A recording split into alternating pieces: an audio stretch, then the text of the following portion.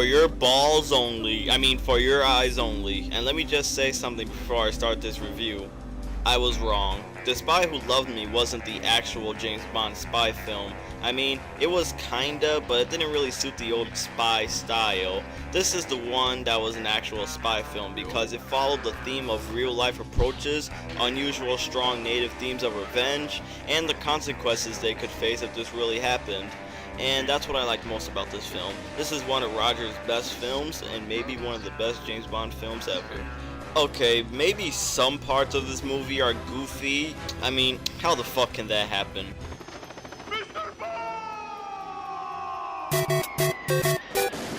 Ha ha ha. There's also a skiing part when he is chased by all these people, and it's funny how this is the actual Spy 007 movie, and yet it mostly has all the comedic comedy that would never happen in a real life spy situation. So after he fights these expert skiers, he fights hockey players. It's like every sport involves something on ice. So after Bond fights these sports people, he plays his favorite game of all time, and he is sent to receive a stolen ATAC system which is misused controlling a British submarine. So I forgot to mention, but after James fights the hockey players and the skiers, he then fights a fucking underwater man who looks like he's dressed like a fucking astronaut. So Bond meets this chick named Melina, yeah, we all know who she is in the film, and she helps Bond retrieve the stolen ATAC. So James goes to this weird island, and Melina attempts to kill Kristatos, who is the main antagonist of the movie, but Bond prevents Melina from doing it, only to have Kristatos try to kill Bond, but before he can, he gets a knife through his back, and he dead. And the guy who threw it is named Columbio. Funny.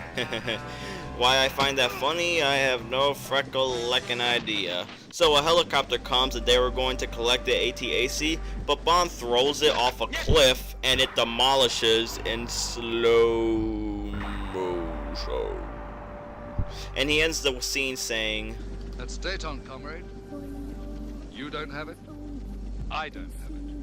This movie has its ways with a little comedic effect and a great storyline for the actual spy film, I meant to say, and Bond goes through a lot of shit in this movie. I actually think he travels more in this one than any other movie, and not to mention a lot of fight scenes which make it awesome, but no explosions, except for the beginning.